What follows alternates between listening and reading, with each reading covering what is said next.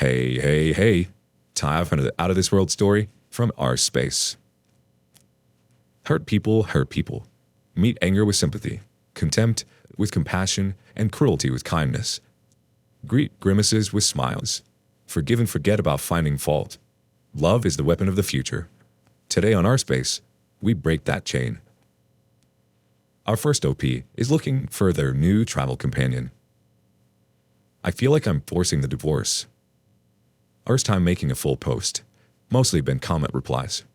For context, I found out my 42 male wife, 44 female, had been cheating on me with an old college flame, or forbidden fruit, as she said, for 6 months. August of 21 through February of 22, nearly 4 months ago, and it devastated me.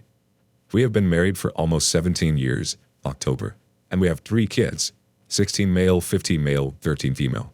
A home, pets, everything. She had been sexting him, Mike, for 6 months, and in all honesty, I think they met up at some point to hammer it out. But she completely denies this.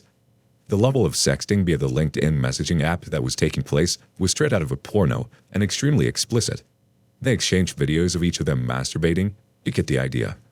I took photos and have full evidence of it all. Once I went into sleuth mode, I realized that she had been chatting with other men online, one from Germany, we live in the US, from 2020, and another from her hometown since 2011.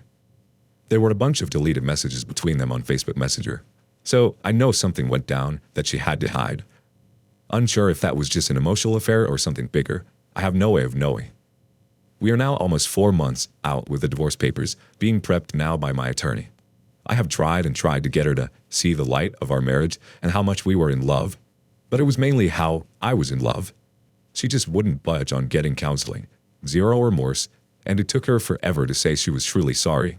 Meanwhile, I've been in therapy for nearly 3 months, reading books and trying to understand where I went wrong. I finally was recommended the book, Leave a Cheater, Gain a Life, and it changed how I saw everything and helped to put me back on track for divorce. I guess I need to read it again. We've had some serious conversations in the last few weeks about divorce and have agreed to split everything amicably down the middle and to try and be friends at the end of all of this since, hey, we'll be each other's life for quite a while. She's beginning to see the light of how much I was actually doing and holding the family together for the last 10 plus years. I was the one that always worked. She was a stay-at-home mom, which was 100% her choice. We had always made plans that she wanted to get a job once the kids went to school. But that was about 8 years ago, and she just now got a job 3 weeks after D-Day. Her claim is that she never wanted this lifestyle, being the stay-at-home mom she turned into. I'm starting to wonder if this was an exit affair. I asked her this last Sunday if she even wanted to be married, and she instantly replied with zero hesitation, "No, not right now." The hardest part about all of this is that she is completely non-emotional about it all.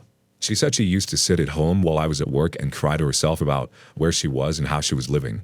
Understand that we live in a great neighborhood. 3,000 square foot home, pool, 2 nice cars, etc. It's not like we've had a crappy life. She never said anything to me about it. When asked why not, she just said, "I don't know." I hate divorce. Some because of religious reasons, and mainly because I have always wanted a family with kids, pets, and a woman that loved me. I've realized over these past few months that I've given up a lot of myself and have become seriously codependent on our relationship, which sucks big time. It's something I'll be talking to my therapist about next week. Now that the divorce is coming along, I can't help but feel I'm forcing it. She said she doesn't want to be married, but is it because of me? Is it because of me pushing her away? I didn't realize I had or was her claim. Maybe if I wasn't so codependent on her, then maybe she'd still want me. All these stupid questions keep coming to mind. Her being so okay with moving on just doesn't seem right after 17 years and a huge life together. It feels like there's a way more to the story, or maybe she's just so far gone from the relationship that she's essentially already gone completely. I don't know. I guess I just need some advice and maybe some perspective on things. Edit. Thank you all so much for your advice and perspective on everything. I am doing so much better than I was at the start of the day. Having people that have gone through this, which sucks that we are all part of this club, and the advice from their experiences has helped tremendously. I cannot thank you all enough. Update. Almost 5 months since D-Day, and I'm starting to mentally get there. I posted here, mostly replies, but I did have one main post that detailed everything out. I feel like I'm forcing divorce. That I posted about 1 to 2 months ago. Since then, I, 42 male, I've served my soon-to-be ex-wife, 44 female, in the beginning of June, and it's been a hell of a hard thing to do. But I had to. For context, October is 17 years married, 3 kids, 16 male, 15 male, 13 female.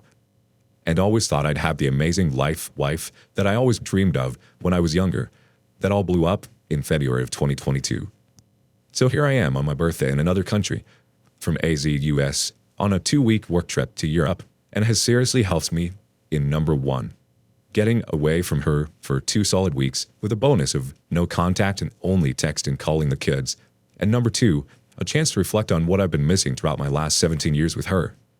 I've been able to mentally make a list of what I want in my next relationship and qualities in someone that I will eventually someday meet. I love to travel, and my amazing company is 100% cool with me bringing along my spouse to trips all over the world. In fact, when I signed on with this company a few years ago, one of the major perks I was looking forward to was traveling with her. She would have been able to go on this amazing EU trip with me, but she screwed that up for herself. I made sure to remind her before I left by saying, if that craft hadn't blown up, I would have loved to have you go with me to Europe. It's going to be amazing. She stumbled her thoughts for a few minutes and then began to come up with reasons why she wouldn't like it. I roll, whatever. When this is all over and I'm finally divorced and I have someone that actually wants to be with me, they will have an amazing man that will love them to the ends of the earth. I'll finally have someone that I can share my life with that actually wants to be there and actually wants to have a good time. Sorry for the wall of text, but I just wanted to reflect on a few things that I've been going through in my head over the past week during my break of her. The best part is, I still have a week to go, and I'll be hitting Prague to be a train through a few different countries. Going to EU on my birthday has seriously been crazy therapeutic for me in so many ways. P.S. Europeans, you have a beautiful country here. Can't wait to see more of it. Our first reaction from the community comes from Belf17. Being happy is the best revenge, and I like the pettiness of saying she could have come to Europe as she didn't F it up. Glad you moved on. One more comment from Harold the Trash Panda. Live your best life. Diamond hands. Hope the kids are adjusting as well. Hope the ex is full of regret and remorse. Reality hitting her yet? The kids have to be old enough to resent her a bit. First of all, OP, you did the right thing. Better to be divorced and moving forward as your best self than in an unhappy marriage and forcing a marriage that isn't on a strong foundation based on love, trust, and peace. Your ex obviously hasn't been happy for quite some time, and she didn't communicate that with you. Her being unhappy isn't a reason to do what she did to you. You've set yourself up for a great future, and you're making room for someone to share that with. At the same time, your ex is able to discover herself and find a sense of purpose that she felt was lost at some point. She should have communicated openly with you throughout the years. That being said, it is easy to lose ourselves in relationships. Moreover, making a list of what you want out of your next relationship is brilliant. Make sure to also ask yourself what you want out of life. We can't find happiness in someone else. We have to first find happiness with ourselves. What are your thoughts? Our next OP is seeking retaliation. I want to do what he did to me. Sorry for the rant. It's been 5 months since D-Day. I was 6 weeks pregnant. Since then, I found out that he fell in love with her, though he admits it's likely infatuation and is finally in therapy. It was only going on for a month and a half or so, and at first he blamed me. My insecurity and jealousy in his friendships with girls over the years made it so he couldn't have female friends, and she had slowly become one of his best friends, a soulmate, a deep connection. All the issues in our relationship that he never actually told me about came to a head, and he thought, well, if she thinks I'm going to cheat, I might as well. I never thought he'd cheat, but my insecurity did make me annoying. I'll give him that. He admits that he realizes now he never accepted or gave me the love I deserved and gave him. That I was the kindest and most thoughtful person, and he can't understand how he could betray and hurt me like this. How he looks back and doesn't recognize the person that did the things he did. How he's so grateful I didn't immediately divorce him. He wants to have our happy family. He was my best friend. Known him for 20 years now.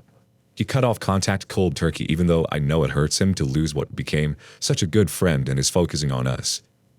I want that happy family too, but I'm so torn. It seems so unfair. I want to go and fall in love with someone, get physical, and have the overwhelming butterflies of a first kiss, an illicit one at that.